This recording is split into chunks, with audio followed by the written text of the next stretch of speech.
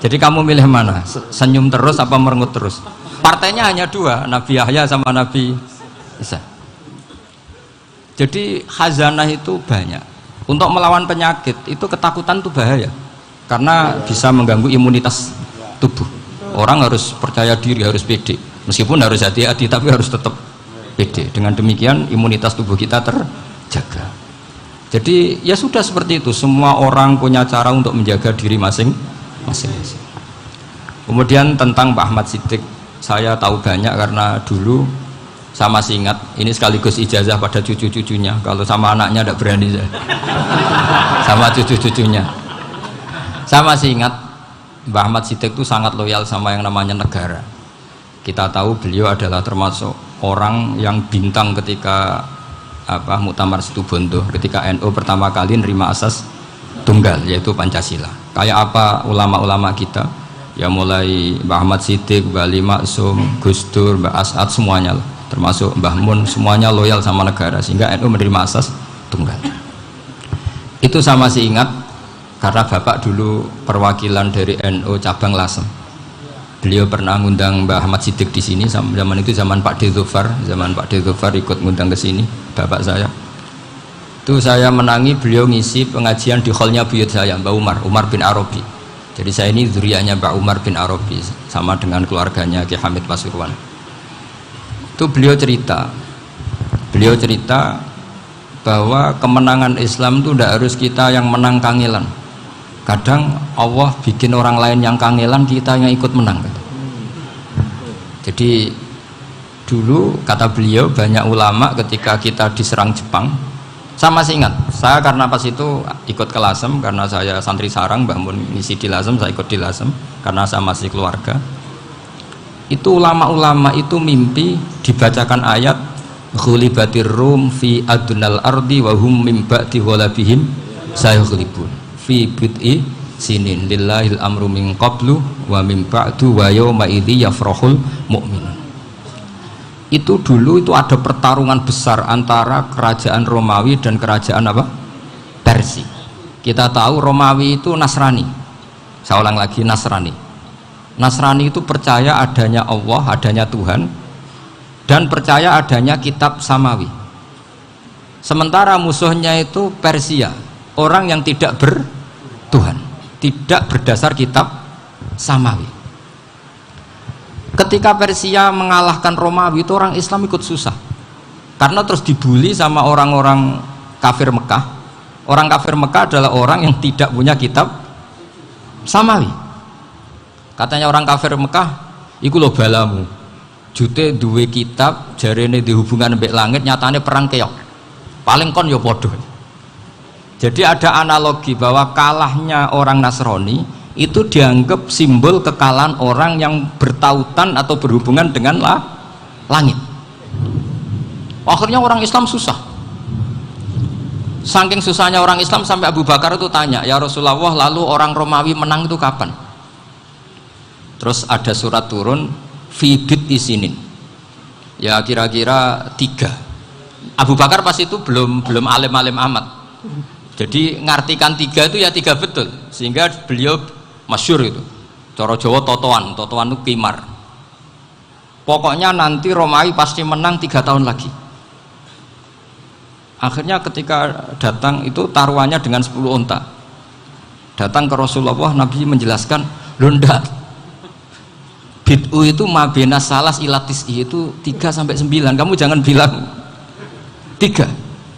Ya sudah, taruhannya ditambah sampai 100 unta, tapi pembuktiannya enggak 3 tahun tapi nunggu 9 tahun. Sampai jangan tanya, berarti dulu pernah taruhan halal. Zaman sebelum ngaji saya sampai sudah sering taruhan, jadi jangan nyalahkan saya. Nanti itu ada ilmunya, namanya nasah mansukh. Dan taruhannya Abu Bakar tidak kayak sampean, taruhan yang sangat-sangat demi Islam, bukan demi hadun nafsi. Betul, ketika tahun ke-7 orang Islam itu menang, gila ya, tahun 9 itu umat Islam menang. Menangnya umat Islam mengalahkan musyrik Mekah itu di Badar. Romawi mengalahkan Persia. Gara-gara Romawi mengalahkan Persia itu cara berpikir orang tuh rubah. Ternyata langit itu ada, kekuatan langit itu ada. Sehingga meskipun akhirnya orang Kristen bilang ada Trinitas, terus mereka keliru dalam mengartikan Isa, tapi ada sekian nabi yang mereka sebut dan mereka hormati. Ada sekian kesamaan.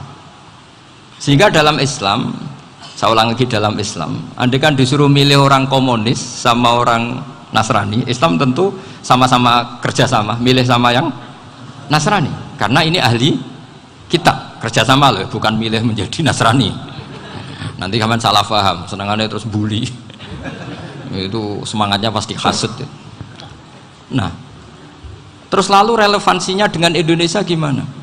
Wa yauma idzi yafrahul mu'minun, ketika orang Romawi yang punya kitab samawi mengalahkan Persia yang tidak punya kitab samawi, itu orang Islam ikut bunga, ikut gembira. Itu semua kiai banyak yang mimpi seperti itu. Ini cerita Pak Ahmad Siddiq, saya dengarin itu. Ternyata betul, Jepang itu nggak dikalahkan Indonesia. Jepang, Hiroshima dan Nagasaki dibom oleh apa? Sekutu. Akhirnya Jepang pulang. Pas Jepang pulang, Indonesia merdeka. Itu dulu kiai-kiai sudah nakwil bahwa menangnya Indonesia itu tidak harus mengalahkan penjajah. Pokoknya nanti penjajah ada yang mengalahkan. Jadi orang Islam zaman itu tidak bisa mengalahkan Persia, yang mengalahkan itu Romawi. Tapi orang Islam ikut gembira. Itu sebenarnya wa yauma idzi yafrahul mu'minun binasrillah. Jadi orang itu cara berpikir Quran itu beda. Sehingga saya ini cerita ke cucu-cucu Mbah Siddiq karena ya nasabnya sama sampai saya, karena sama-sama sampai Mbah Sambu.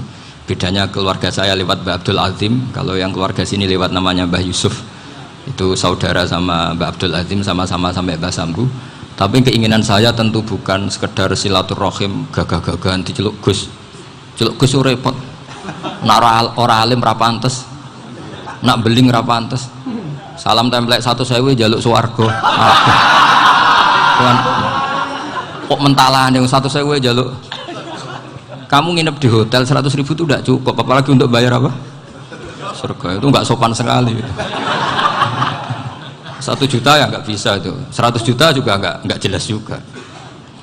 Terus sampai mendingan nggak usah salam template, malah nggak mungkin masuk surga kalau.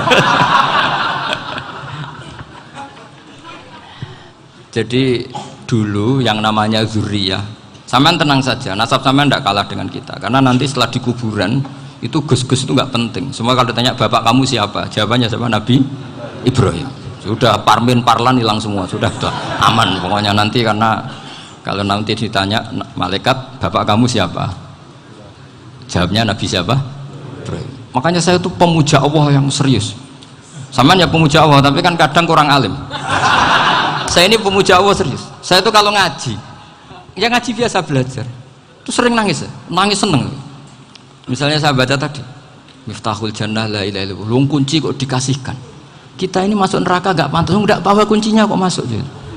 Harusnya kita ini masuk surga, kita kan pegang kunci surga, gak pegang kunci neraka. Maka aneh kalau kamu masuk neraka itu aneh. Coba kita pegang kunci surga apa kunci neraka? Tapi kadang teman saya suruh neraka ora ono kuncine. Karena tidak ada pintunya. Terus saya bilang, kamu kok tahu? Memangnya mau ke sana, kata saya. Saya tidak punya rencana tahu neraka. Karena nanti di antara syafaatnya Quran itu orang kalau mau masuk neraka tidak jadi. Ya nggak apa-apa ya, diatur sendiri. Jadi di antara syafaatnya Quran itu orang nggak jadi masuk neraka. Jadi syafaat itu ada 2, dari neraka diangkat ke surga, dan itu bisa lama itu. Tapi kalau syafaatnya Quran itu yang belum masuk neraka supaya nggak jadi masuk neraka. Karena neraka juga punya aturan, dia juga kena aturan fikih. Jadi, betul ini, saya ada guyon. Jadi kena konstitusi apa? Fikih. Sama tak ceritani syafaatnya Quran itu, ada orang itu beling itu fasik. Itu dihafal surat Tabarok. Hafal betul.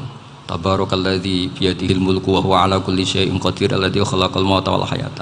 Pertanyaannya gini, boleh enggak orang menginjek surat Baqarah? Boleh enggak? Enggak. Padahal orang hafal Quran itu artinya ayat itu ada di hatinya. Fa inna wa ta'ala la yu'adzibu qalban wa al-Qur'ana. Allah tidak akan menyiksa hati yang menyimpan Quran, yang jadi flash disknya Quran, yang jadi rekaman Quran. Singkat cerita orang ini hafal. Pas ketemu Mungkar Nakir prosedur kan, ini orang fasik mau diantemin sama Mungkar Nakir. Prosedur ya, dia kan prosedur standar. Si surat Tabarak akhirnya menjelma jadi seseorang yang gagah berani. Kamu nggak boleh nyiksa orang ini. Saya ini kalamullah. Kalau kamu nyiksa dia berarti nyiksa saya. Kamu berani sama kalamullah. Wah ya tidak berani jadi Mungkar Nakir. Tapi orang itu nakal, harus saya gebukin. Tapi kata Quran tadi, tapi saya di situ pasti kena saya.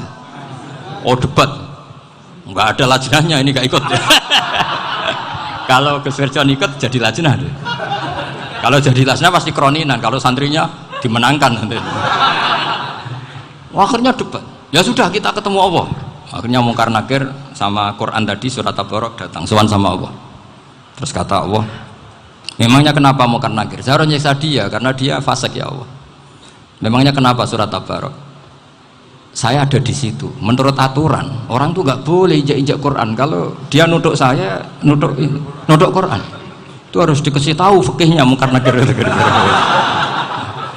Akhirnya Allah ngendikan gini ke surat Tabarak, ya sudah terserah kamu. Kalau terserah kula Gusti, Mungkar Nakir nggak boleh nyentuh orang ini. Ya sudah selamat. Sehingga terus itu sama baca di termasuk mukjizatnya surat Tabarak di tafsir Ibnu Katsir banyak. Karena tadi logikanya malaikat itu juga kena aturan fikih. Sehingga banyak ulama termasuk Said Muhammad ngendikan pertanyaan Mungkar Nakir itu tidak semua orang kena. Kalau semua orang kena nanti kalau tanya Nabi Muhammad, waman nabiyuka? Kacau kan jamnya. Nabi kamu siapa? Lu saya ini nabi. Ya kan? Lah nanti kalau pas ketemu Nabi Ibrahim, waman abuka? Jadi repot kan? Makanya ada kiai yang guyon kalau ditanya, marab buka? Saya ini guru tauhid sembrono. Saya ini ngajar Ummul Barohin, kamu tanya marab buka? Masyhur itu keramatnya Imam Malik itu. Ada Ashabu Malik, rajulun min ashabi Malik. Beliau ditanya Mungkar Nakir, marab buka menabi buka? Imam Malik datang, ini seumur-umurnya itu ngajar tauhid. Kamu bedai nggak sopan kamu. Dan kita berharap barokah sampean ngaji nanti itu. Yes. Malaikat itu anak sungkane itu. Jadi dan saya meskipun guyon itu serius. Bedanya orang alim sama ndak itu di situ. Kalau orang alim itu guyon itu masih bener, masih serius. Coba saya bacakan ayatnya. Ala inna auliya Allahi la khaufun alaihim wa lahum yahzanun.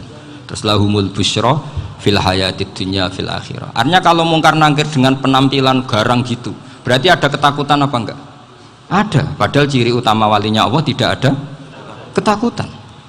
Makanya itu termasuk dalilnya Sayyid Muhammad, tidak semua orang alami seperti itu karena wali-wali itu la khaufun alaihim wa lahum yahzanun. Wah anak kiai ketemu Mungkar Nakir cok tidur wedek.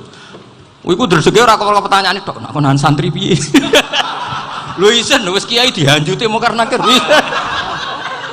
Malu gak kira-kira? Mesti pelengani konan santri piye? Nak jawabannya gampang karena pernah ngajar tauhid. Makanya Sayyidina Ali ini cerita ini ada di kitab Nurul Dzolam. Sama lihat di kitab Nurul Dzolam karangannya Syekh Nawawi Banten. Itu Sayyidina Ali itu ya, andekan orang biasa mungkin ya agak-agak hasut, tapi ini wali gak boleh kamu katakan hasut. Dia itu mangkal sama Umar. Orang kok setiap orang pernah dibentak. Apa dia berani bentak Mungkar Nakir? Penasaran dia. Bagaimana perangnya Umar itu berlanjut enggak gitu kira-kira. Akhirnya minta, ya Allah saya minta kasyaf. Ya karena yang minta Sayyidina Ali karena mau wajah dituruti sama kasyaf. Dilihat Sayyidina Umar pas meninggal itu. Jadi hasud itu ya kadang penting asal baik. Loh betul bahasa Kanjeng Nabi kadang la hasada illa fisnaten. Itu Nabi membahasakan ya hasad. Gus Firson saja yang nafsirkan ghobtoh itu kan gaya-gayanan sebagai ulama. Aslinya Nabi ngendikannya itu la hasada illa fisnaten. Ulama yang ganti itu namanya ghobtoh. Wong Nabi sendiri nyebut hasad kok kamu tafsiri ghobtoh. Ya hasad ya hasad. Udah ada usah ditawil-tawil pokoknya gitu. Kalau sampean nggak percaya nggak apa-apa. Kok gitu aja kok repot. Karena sampean nggak percaya kemungkinannya dua. Satu nggak ngerti. Dua sama-sama alim kan dari awal kalau sama-sama alim kan laisali alimin ayuqallida aliman akhor. Kita nggak perlu saling mengikuti. Ngapain hasud? Biasa aja. Akhirnya Sayyidina Ali kasar. Pas Umar bangun, setelah mati kan bangun, setelah meninggal bangun. Munkar Nakir datang dengan perang yang sangat garang. Itu digambarkan Sayyidina Ali, matanya itu kal kidril ghali, kayak apa, kendil yang apa, menganga. Wah seru. Sayyidina Ali senang, paling takut ini Umar. Senangnya bukan main, wah ini mesti takut Umar. Biasa. Ternyata enggak, Umar malah bangkit. Woi Munkar Nakir, kamu tahu menghadapi siapa? Itu betul ya? Kamu itu menghadapi temannya ahabbal khalqi ilallah. Yang diandalkan temannya, bukan dia. Kamu tahu yang kamu hadapi, saya ini teman kekasihnya Allah. Jadi boleh kamu mengandalkan Mbak Virjon. Tapi nanti resikonya Munkar Nakir tanya, itu Virjon siapa? Wah itu masalah itu kan. Makanya syaratnya wali itu harus ma'rufun fis sama. Di langit sudah populer. Makanya dulu ada orang yang saking seninya Abdul Qadir ditanya apa saja jamnya Abdul Qadir Al-Jilani, itu aman karena beliau populer. Makanya program kita harus populer dulu di langit. Nah, itu nanti kalau dicatut oleh santri-santri nggak apa-apa. Kalau nggak populer nanti dicatat, itu siapa? Masalah ini. Umar itu yang dibanggakan itu, kamu tahu saya siapa? Ya enggak tahu, saya ini temannya kekasihnya Allah. Temannya Muhammad, iya Muhammad Rasulullah. Wah mikir, waduh repot. Loh, di dunia aja gitu kan, temannya presiden, temannya panglima, apalagi ini temannya Sayyidul Awalin wal Akhirin. Di dunia aja bilang temannya presiden, menteri, orang sudah takut, apalagi ini temannya Sayyidul Awalin. Hanya Munkar Nakir terus konfirmasi sama Allah, gimana ya Allah ini ngadepi.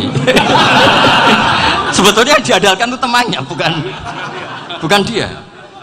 Wah, akhirnya sama Allah dibilang, ya Bu, ya sama seorang seperti itu Bu yang sopan. Terus semenjak itu Munkar Nakir itu nggak selalu berpenampilan seperti itu, sangat. Jadi semoga itu konsisten sampai nanti. Jadi kamu kalau ingin nggak takut Munkar Nakir, jadi wali dulu.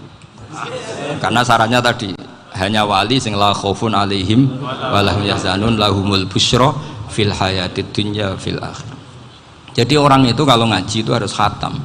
Jangan semuanya kena pertanyaan. Jadi kalau semuanya kena pertanyaan nanti repot. Kalau Nabi Muhammad ditanya waman Nabi Yuga, Nabimu siapa? Lu kan terus jadi aneh. Jadi makanya ngendikane Sayyid Muhammad semua ulama lah, nggak ada am kecuali ditaksis, kecuali sifatnya Allah. Misalnya bikulli syai'in alim, ya benar-benar bikulli syai'in. Tapi kalau am semuanya pasti ada taksis, meskipun dalam muhawarah muhadasah biasa. Misalnya contoh gampang, istri kamu baru seneng kamu, Mas nak pengen apa-apa itu lapor aku, gak apa-apa Mas, mesti aku seneng sama lapor. Iku dia pengen wayo. Wah langsung jadi apa wae. Mesti apa wae, maksudnya kecuali itu gitu. Padahal kalau ngomong, Mas sampean ingin apa saja tak dukung. Terus sampean bilang, pengen iku wayo. Kira-kira disetujui apa enggak? Sama seperti kita kalau punya teman akrab, wes nang omahku gak apa-apa, anggap aja omahmu dewe. Terus mlebu-mlebu kamar. Jadi tidak ada am kecuali ditaksis. Artinya kalau ada cerita bahwa orang mati pasti ngalami ditanya Munkar Nakir, itu pasti ada am yang ditaksis. Itu pasti tidak dialami para anbiya, para auliya. Karena ciri utama wali itu la khaufun alaihim walahum yahzanun. Kemudian saya yang mau cerita ya, supaya sampean bisa menghadapi dunia global ini, tak bawa tafsir Munir termasuk tadi. Kenapa orang Islam, Rasulullah SAW itu lebih senang kalau yang menang itu orang Nasrani Romawi, ketimbang yang menang itu orang Faris, dalam hal ini ateis. Karena orang ateis itu lebih ngeri. Sebetulnya beberapa penemuan sains, terutama di ilmu medis, itu orang Amerika, kayak cloning. Tapi orang Amerika itu masih dilarang oleh gereja untuk mengaplikasi, karena nanti bayi cloning itu dipakai suku cadang. Di Amerika masih ditentang oleh fatwa-fatwa agama, baik Islam maupun Kristen. Tapi di Cina itu dipraktekkan, karena nggak ada halangan agama. Di Cina itu biasa ada kondom diolah lagi jadi alat-alat aksesoris. Di Amerika tidak ada karena masih ada agama, masih ada larangan. Sehingga orang Islam itu lebih takut kalau yang menang itu Persia, karena terus cara berpikir ternyata Tuhan itu tidak ada, langit tidak ada perannya. Jadi ketika yang menang Nasrani masih berpikir itu pertolongan Tuhan, meskipun mungkin cara mengatakan Tuhan beda dengan kita. Tapi ada satu kesamaan bahwa kekuatan samawi itu ada. Jadi disebut hulibatir rum fi adnal ardi wa hum min ba'di ghalabihim saghlibun. Di sini diterangkan oleh Syekh Nawawi supaya kamu tidak salah paham. Sebetulnya kamu katakan misalnya wah itu paham liberal, sebenarnya saya tidak tersiksa. Cuma takut yang mengatakan seperti itu cek goblokir atau ngaji gitu. Itu aja masalah saya. Ini saya baca ini karangannya Syekh Nawawi karena tadi kata Mbak Firjon ngaji itu harus sama orang yang bersanad. Saya ini kalah sama beliau itu berkali-kali. Secara nasab saya harus manggil Mbah. Secara silsilah ilmu saya juga kalah lagi. Saya sering disewani sama cucu-cucu Syekhona Khalil. Kiai Siddiq itu termasuk murid dekat beliau Syekhona Khalil. Kalau itu berarti kan Gus Firjon, Ahmad, terus Mbah Siddiq. Mbah Siddiq ngaji Syekhona Khalil. Syekhona Khalil itu pernah ngaji langsung sama Sayyid Zaini Tahlan. Berarti beliau dari Sayyid Zaini Tahlan itu baru generasi kelima. Sementara saya itu sudah ke-7 atau ke-6. Saya, Mbah Mun, Mbah Karim misalnya, Mbah Hashim, Mbah Mahfud Termas, Sayyid Abi Bakar Sato yang arangnya Anatul Talibin, baru Sayyid Zaini Tahlan. Berarti saya ke-7, kalah lagi. Tapi untuk jadi wali biasanya cepat saya. Karena syaratnya jadi mbah itu ngalah demi putu. Jadi kalau beliau ngotot, saya dulu Gusti, saya mbahnya. Wah itu mbah yang nggak baik. Pasti jatahnya dikasihkan apa? Cucunya dulu.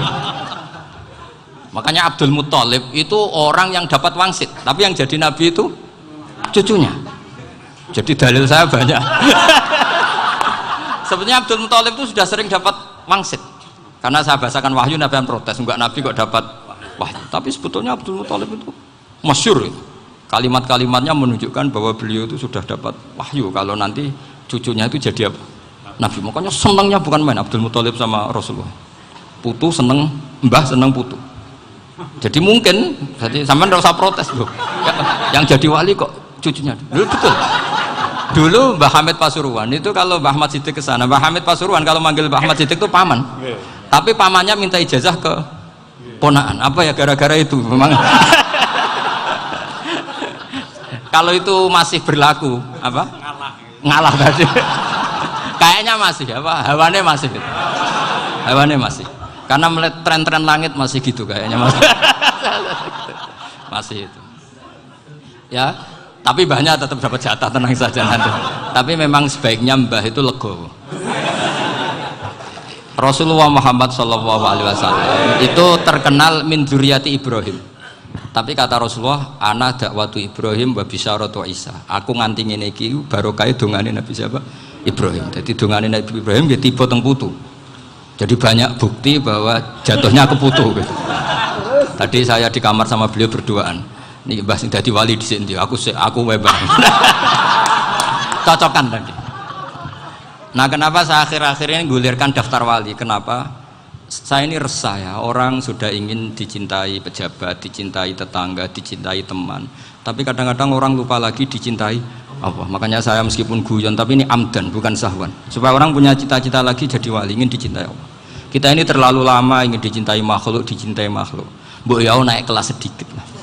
Ingin dicintai Allah Subhanahu wa Ta'ala. Meskipun saya guyon, tapi tadi guyon saya tuh lebih serius ketimbang serius Anda. Karena tak pikir. Saya tuh kalau pergi itu seneng ngebis, bukan karena saya tidak punya mobil, tapi saya sering mau butuh itu supaya nggak diganggu. Karena saya tuh harus punya waktu sendiri. Kalau bis kan ketemu orang nggak kenal, tapi sekarang ya agak susah, banyak yang kenal. Dan susahnya lagi nggak minta ijazah, minta foto. Aduh. Repot tuh. Mau dibenci itu umatnya Rasulullah Shallallahu Alaihi Wasallam. Mau disetujui itu sanatnya mana? Kalau ketemu orang alim minta apa? Foto. Itu nggak ada sanatnya. Nggak tahu saya itu mazhab dari mana itu. Ya mazhab milenial yang jelas itu kan. Ini tak baca ya biar dapat, karena ini kenangan saya sama Mbak Ahmad Siddiq. Saya masih ingat betul beliau ngisi hallnya Mbak Abdullah bin Umar, berarti abahnya Pak Hamid. karena mbah saya itu Fatimah binti Khalid bin Umar, kalau Mbah Hamid itu Hamid bin Abdul bin Umar. Itu saya masih ingat betul zaman itu Mbah Hamid tiap khol di Lasem itu rawuh dan saya derek mbah saya karena masih misanan datang ke Lasem. Itu beliau pas itu ngisi sama Mbah Mun. Mbah Mun masih muda, Ki Ahmad Siddiq sepuh senior.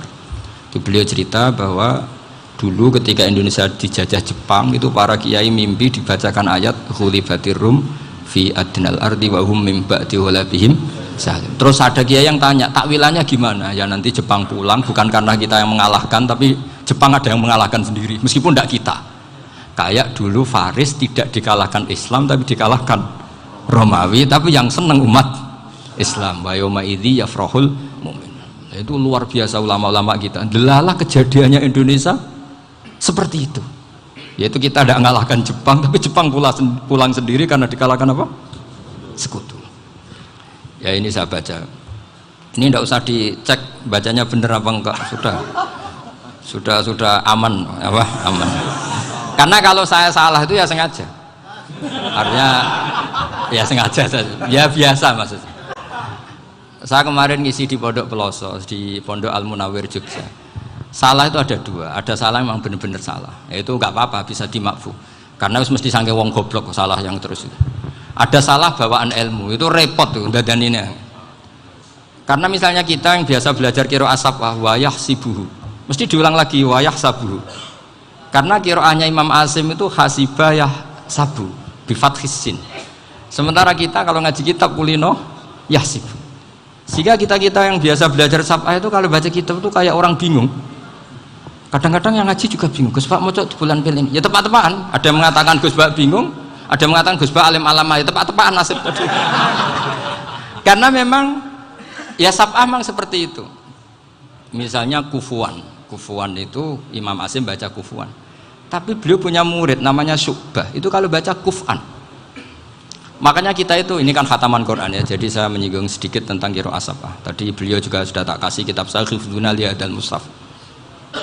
Sama tak ajari latihan sab'ah, memang angel ya. Makanya yang nggak bisa itu wong pinter, sudah tahu angel ya nggak usah diteruskan kan. Orang menghindari barang angel itu pinter apa goblok? Pinter. Berarti wong goblok pinter. Saya tuh makanya sama orang goblok tuh respect. Jadi orang alim tuh angel apa gampang? Angel. Menghindari barang angel pinter apa goblok? Loh, orang menghindari barang angel pinter apa goblok? Pinter. Berarti wong goblok pinter. Jadi saya sama orang-orang goblok itu respect.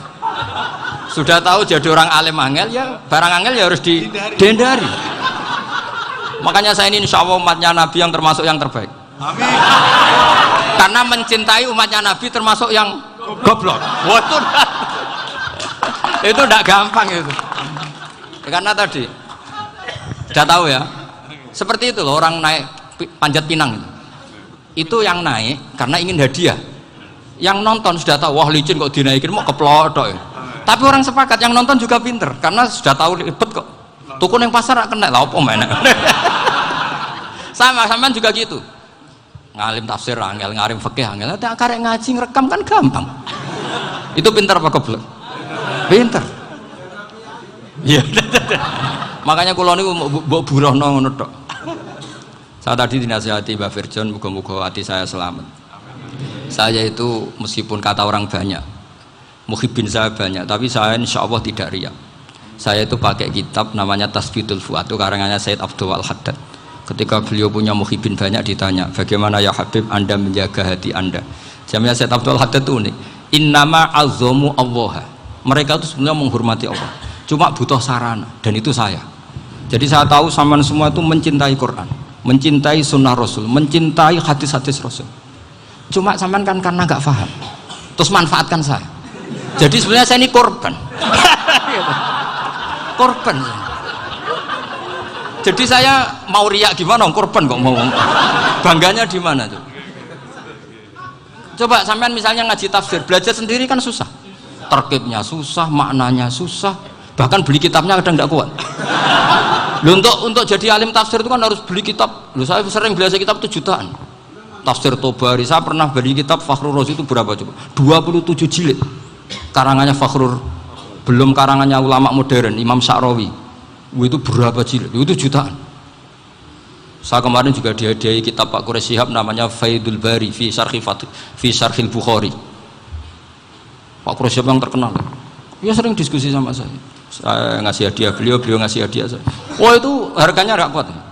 Dadak kuat kadang di Indonesia nggak ada coba. Dan sama orang hebat menghindari kesulitan itu. Nah, kesulitan itu sebab ngaji ikut, kalau nggak paham dirukok rekamannya sudah gitu. Pinter mana sampean sama saya? Pinter sampean kan? Bikin sosis susah, beli aja kok repot kan. Makanya nggak boleh orang bilang, wah aku goblok reso tafsir, aku wong pinter.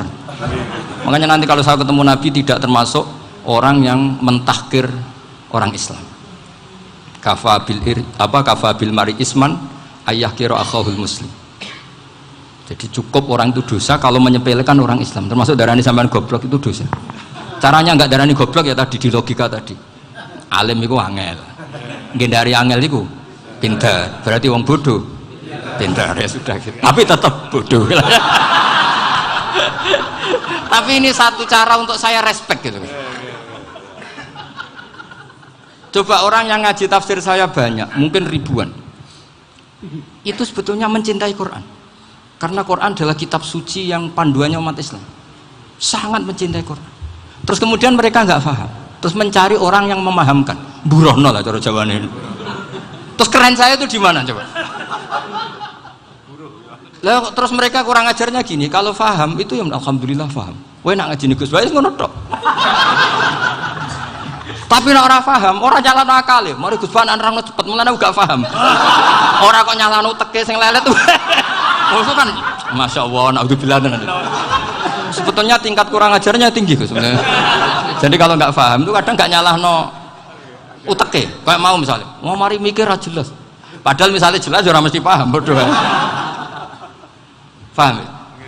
Jadi kata Sayyid Abdul Haddad, innama azzamu Allah. Sebenarnya mereka itu sangat menghormati Allah. Makanya kita nggak perlu mengatakan wasilah itu kafir, nggak akan. Karena orang tawasul sama Rasulullah itu ingin dapat ridhonya Allah lewat orang yang dicintai Allah. Kita mencintai wali sebenarnya, wah itu kekasih Allah. Kita mencintai itu karena mencintai Allah. Sama seperti gini, kamu mencintai kangkung apa enggak? Sebenarnya sama sekali enggak. Tapi kamu ingin sehat, ada asupan gizi. Kamu ingin tubuh kamu sehat, butuh asupan gizi. Kemudian kamu makan kangkung. Apa terus kamu cinta kangkung? Kan enggak. Cinta kesehatan kamu sama. Orang yang mencintai saya sebenarnya ingin kepuasan rohani. Saya kan termasuk kiai yang torekonya gampang. Ini swarga kan akhirnya penggemarnya banyak. Coba kalau kamu ini neraka. Jadi sebetulnya Anda mencintai kepuasan Anda sendiri. Nah, saya ini korban. Makanya untuk masuk surga cepat saya, korban itu cepat. Da'watul mazlum la turaddu kan gitu. Laisa bainahu wa bainallah hijab. Jadi saya kalau dongo langsung seret langit. Karena mazlum. Saya sinau tafsir itu Pak, sampean bayangkan ada tafsir itu sudah 27 jilid. Sengarang Fakhrul Razi itu bulatnya bukan main. Karena dia ahli filsafat. Bulatnya Masya Allah. Sudah gitu sinau Jalalain kadang dikomen oleh Sawi. Sudah kita percaya Jalalain jebule dibuli Sawi. Percaya Sawi dikandani, "Oh iku Maliki Rasafi." Oh, ribet. Sudah gitu sinau Qurtubi, sinau tafsir Tabari itu susahnya. Belinya susah, belajarnya susah. Padahal saya punya keluarga, punya istri, punya anak. Bayangkan kalau istri saya rewel kayak istri sampai. Wah itu. Tapi alhamdulillah enggak. Sama sekali enggak. Allah sudah milihkan, wah ini bahaya kalau punya istri rewel. Imam Sibawai itu kitabnya banyak, tapi yang terbukukan hanya kitab Sibawai. Karena beliau kalau sudah belajar lupa istri. Hanya pas beliau di pasar, kitabnya dibakar semua sama istrinya. Karena dianggap saingannya. Ternyata yang dicerai tidak kitabnya, malah istrinya. Itu Imam siapa? Sibawai. Tapi alhamdulillah kitab saya nggak terbakar, aman. Saya teruskan ya. Jadi untuk menjaga riya dilatih innama azzamu Allah. Sebenarnya mereka itu menghormati Allah. Sehingga wasail-wasail itu sebenarnya nggak pernah jadi subjek pelaku utama, enggak. Tetap Allah. Sebab itu kata Sayyid Muhammad, kamu kok mengatakan wasilah itu kafir itu gimana? Ketika innallaha qad ba'atsa lakum taluta malika. Talut itu ya manusia. PD-nya itu apa? Inna ayata mulkihi ayyatiyakumut tabut fihi sakinatum mir rabbikum wa baqiyatum mimma taraka alu Musa wa alu Haruna tahmiluhul malaikah. Jadi beliau pede itu kalau bawa sunduk semacam peti sakti, sing di situ ada baqiyatum mimma taraka alu Musa wa alu Harun tahmiluhul malaikah. Ya kayak semacam jimat. Tapi saya bukan mensyariatkan jimat enggak, karena nanti banyak penjual yang pembohong juga gitu loh. Cuma cerita, kamu tidak usah mengatakan kafir. Dulu Tolut pedenya kalau bawa sunduk semacam peti kesaktian yang di situ ada baqiyatum mimma taraka alu Musa wa alu Harun tahmiluhul malaika. Sehingga Khalid bin Walid meskipun beliau sahabat dan menyaksikan wajah Rasulullah SAW, itu bawa sya'aratun min sya'aratihi Rasulullah SAW, bawa rambutnya Nabi. Perang kemana-mana itu diletakkan di pecinya. Nanti sama tanya lagi, masa pakai peci Khalid bin Walid ini? Wah panjang, sampai itu repot. Sampai tak warai ngaji usul fikih. Usul fikih itu kalau ngaji itu ada istilah tangkihul manat. Ini mesti ini wilayah yang kita bisa berdebat sama Mbah Firjon. Dulu itu musuh saya karena saya makili Anwar, beliau makili Peloso. Tapi tahu-tahu kalah tua terus saya mengundurkan diri. Di fikih itu ada istilah, ada tangkihul manat, ada tahqiqul manat, ada tangkihul manat. Tangkih itu kira-kira gini, lafadz hadis itu dibuang sekian untuk tahu bahwa itu madarul hukmi. Misalnya gini, tak beri contoh paling gampang. Sama harus paham, kalau nggak paham nggak pinter-pinter. Ja'a a'rabiyun ila Rasulillah sallallahu alaihi wasallam. Ya karena ini menghormati Mbah Ahmad Siddiq, saya orang alim, jadi ngaji ini tetap ada suasana alim. Ya harus ada suasana alim. Nggak perlu jadi orang alim tadi susah. Sudah ngedari susah itu pintar. Sudah itu aja. Jadi orang alim susah, ngedari barang susah pintar. Berarti orang tidak alim pintar.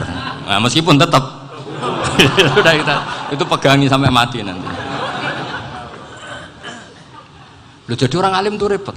Itu kata Imam Ghazali, kalau orang alim kalau mau masuk surga itu sama Allah nggak boleh. Kif, kamu nggak boleh langsung masuk surga. Coba cari umat kamu, syafaati dulu.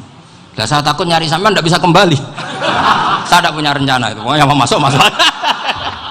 Boleh sampean kuaduan balik raroh dewe, wah repot nanti saya. Berat jadi orang alim itu berat. Ya saya teruskan ya. Ada tangkihul manat. Ja'a a'rabiyun ila Rasulillah sallallahu alaihi wasallam. Faqala ahlaktu wa ma ahlakaka qal waqa'tu imraati fi nahari Ramadan. Ya sidang kita, saya ini rusak ya Rasulullah. Kenapa? Karena saya menjima istri saya fi nahari Ramadan. Terus kata Nabi, kamu harus bayar kafarah. Napa Nabi kafarah? Puasa 2 bulan. Wong baru 1 hari aja terjadi gitu kok disuruh puasa 2 bulan. Ya tidak kuat ya Rasulullah. Baru berapa hari saya puasa aja kecelakaan seperti itu. Apalagi kalau sampai 2 bulan. Tidak ya Rasulullah. Ya sudah kalau gitu kamu pertama ngasih makan apa? Itku rokobah kan, pertama merdekakan budak. Tapi kan sekarang nggak ada budak makanya. Terus sekarang langsung puasa. Wah ini nggak bisa semua. Ya sudah ngasih makan orang 60. Kasihkan siapa ya Rasul? Ya orang fakir. Saya ini paling fakir. Di kampung saya ini orang paling fakir. Jadi mulai dulu orang fakir itu hubungan suami istri itu paling lancar. Mulai dulu. Makanya orang fakir itu anaknya banyak. Karena hiburannya hanya itu. Wong Ramadan aja. Coba mau ke ATM nggak punya uang, mau antri di bank nggak punya, mau apa coba? Itu mulai dulu. Ini sanatnya mutasil. Wah, akhirnya sudah sanksinya kan tadi ya itqu raqabah atau puasa 2 bulan berturut-turut atau ngasih makan 60 orang miskin. Lalu kata ahli usul fikih, kata a'rabi dibuang, nggak menjadi catatan hukum. Orang kota pun kalau melakukan itu juga kena sanksi yang sama. Imro'atau juga dibuang. Andai kan itu dilakukan untuk amatnya juga ketentuannya sama. Nah sekarang perdebatan antara Imam Syafi'i dan Imam Malik begini. Sekarang pertanyaan gini, jima istri itu hukumnya boleh apa haram? Boleh kan? Lalu kalau ada orang tanpa udzur kemudian makan siang-siang, cara Imam Malik hukumnya sama, harus kena sanksi yang sama. Karena sama-sama hadku hurmati Ramadan bi ghairi uzrin syar'iyyin. Sama-sama merusak hukum Ramadan tanpa udzur syar'. Lo jima itu tidak zina. Kan hukumnya jais.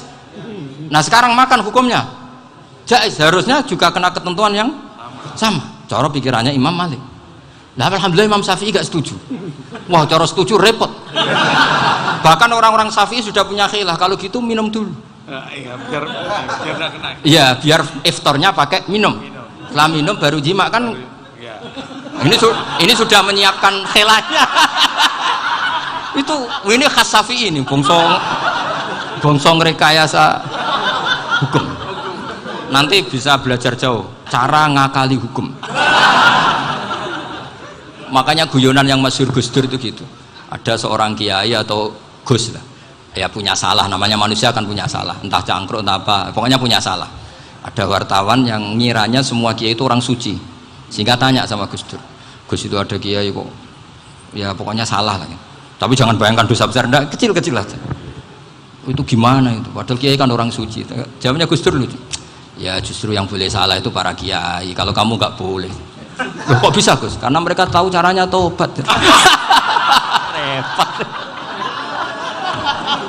Kalau kamu nggak tahu caranya, sama pelanggaran hukum itu ya harus pakar-pakar hukum.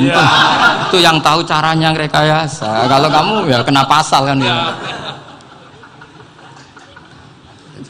Jadi kamu jangan niru saya. Saya ini punya sekian cara untuk nah, itu namanya khilah. Makanya kata Sayyid Muhammad, kamu tidak usah anti khilah, karena Abu Hanifah itu membolehkan khilah. Kitabul khiyal. Yang penting kamu soleh dulu. Setelah soleh nanti Allah maklumi. Soleh dulu, syaratnya soleh dulu. Kalau tidak soleh jangan. Contohnya gini, ada orang mau puasa lemes sekali, mau makan, gampang. Kalau langsung makan kan kayak hadku hormati Ramadan biwiri udrin sarian. Aku langsung mau jembera sowan Mbah Firjon. Sudah status saya apa? Musafir. Ya sudah, berangkat aja sampai Tuban makan. Nanti kalau nggak jadi ya nggak apa-apa sudah. Kan mulai pergi sudah musafir. Saya tidak tahu nanti malaikat tertarik gebuki nggak tahu. Tapi itu ada khilahnya. Asal soleh. Karena kata Sayyid Muhammad dan semua kitab mengatakan itu. Kalau sama nggak tahu ya kebablasan. Nabi Ayub, nabi yang terkenal Gudiken itu siapa? Ayub ya. Nah, itu yang Israiliyatnya kan seru lah. Gudiken dikukur bek kreweng itu terlalu lah kalau itu. Untuk kreweng konti ning Arab ora ono kreweng itu sudah masalah itu. Singkat cerita, Nabi Ayub ketika diasingkan kaumnya itu kan nggak punya sumber makanan. Lah orang lelaki itu mulai dulu egois. Istrinya Nabi Ayub itu cantik sekali, udah cantik, rambutnya bagus. Makanya kamu nggak usah tanya kenapa istrinya kayak banyak yang cantik. Ya, warasatul anbiya, nggak boleh gitu. Kalau nggak cantik ya warasatul anbiya dari segi balak. Istrinya Nabi itu semuanya cantik. Nggak usah tanya sebabnya apa, pokoknya gitu, semuanya cantik. Singkat cerita, beberapa kali istrinya Nabi Ayub itu kerja demi bisa nafkahi Nabi siapa? Suatu saat itu tidak ada pekerjaan yang cukup untuk beli roti. Satu-satunya peluang dapat rezeki itu putrinya raja itu rambutnya berondoli. Terus ada sayembara siapa yang rambutnya bagus mau dibeli. Sampai rambutnya istrinya Nabi Ayub itu dijual. Nabi Ayub tersinggung karena itu mengurangi kecantikan. Jadi lelaki mulai dulu gitu. Udah nggak urun kalau istrinya nggak cantik itu komplain. Itu khasnya lelaki. Jadi kalau kamu gitu ada sanadnya juga, tenang saja ya. Komplain ya pegawaian itu. Saking mangkelnya Nabi Ayub terus ngendikan la adriban naki mi'ata sautin. Kamu akan saya pukuli dengan mi'ata sautin atau dengan 100 cambukan. Atau mi'ata dikhtin atau mi'ata apalah sesuai konteks zaman itu. Engko namanya pecut tuku konti kok ribet lagi.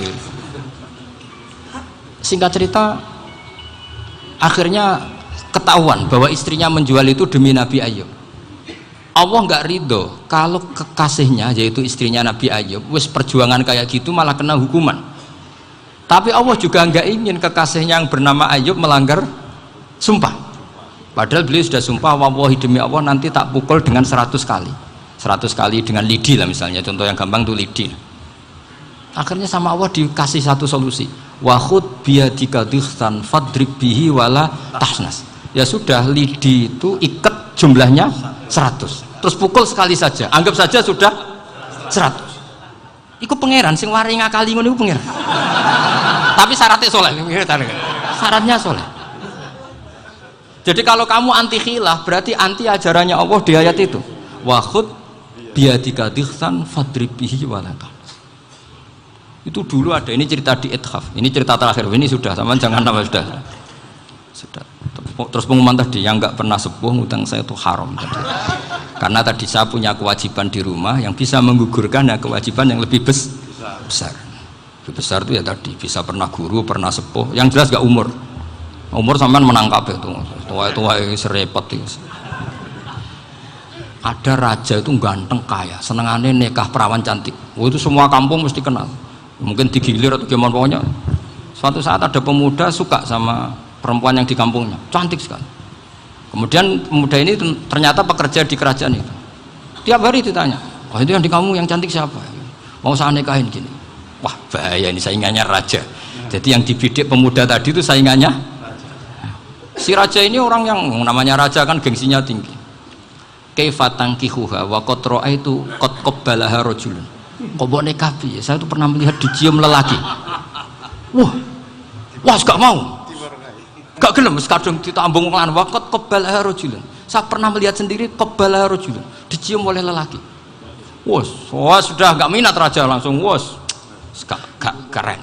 Suatu saat pemuda tadi nikahi perempuan itu. Rajanya marah-marah, kamu lelaki gak punya harga diri gini. Gak punya selera, gak punya harga diri, sudah pernah dicium orang kok tetap dinikah. Terus bilang ke raja, ta'rif manir rajul, lelaki itu siapa? Abuha. Kamu tahu lelaki itu siapa? Sopo? Abuha. Bapaknya. Saya kan hanya bilang rajulun. Pernah dicium lelaki. Lah pikirannya raja itu lelaki kue-kue ngene iki. Tapi butuh canom mau rojo ben gak sido itu aja tuh. Baru kayak digulirkan gitu wakot kebalah rojulun. Wah nggak mau. Setelah itu satu saat pegawainya tadi nikahi perempuan. Kamu nggak punya harga diri gini. Kamu tahu mandir rojul apa abuha? Wah nak ngono aku gak poho-poho. Lah monggo sakniki wis bojo kula. Ora trimo wis diambung wis macam-macam. Lah itu namanya khilah. Apa? Khilah. Kalau di balaghah disebut tauriyah atau apalah. Tapi saya tidak ngajari sampean seperti itu. Sudah pinter sebelum saya ajarin. Bangsa ngakali kan sudah pinter. Ya ini terakhir tak baca Arabnya saja nanti. Bismillahirrahmanirrahim. Biar dapat barokahnya Syekh Nawawi juga barokahnya guru-guru. Bismillahirrahmanirrahim. Wa sababu nuzuli hadil ayati annahu kana baina farisa war rumi qitalun wa kanal musyrikuna yawadduna antaghliba farisu ar-ruma li anna farisa kanu majusiyan ummiyin wal muslimuna yawadduna ghalabatar rum ala faris liqaunihim ahla kitabin. Jadi zaman dulu orang Islam lebih senang kalau yang menang itu orang Nasrani, kalau bandingannya ateis, karena bagaimanapun percaya kekuatan langit, sementara orang ateis sama sekali tidak percaya kekuatan. Apapun bedanya kita dengan Nasrani itu ada kesamaan, yaitu percaya adanya kekuatan langit. Sehingga ketika orang Romawi kalah itu orang Islam ikut susah. Paham ya? Makanya ini tak baca biar sampean nggak macam-macam pikirannya. Fab'atha Kisra saat terusnya, ya pokoknya seperti itu. Akhirnya Rasulullah SAW berdoa lebih seneng yang menang itu Rom karena ahli kitab. Artinya apa? Kemenangan ahli kitab adalah kemenangan makhluk atau hamba Allah yang mentautkan kekuatan kita di bumi dengan kekuatan langit. Makanya saya berharap selain kita ikhtiar medis, kita harus memperbanyak istighfar. Bagaimanapun semua itu dari Allah Subhanahu wa Ta'ala. Kita menghormati negara dengan ikhtiarnya, tapi saya mohon sekali kita juga istighfar, karena semua itu juga ditentukan oleh Allah, oleh langit. Ya, saya kira demikian. Assalamualaikum warahmatullahi wabarakatuh.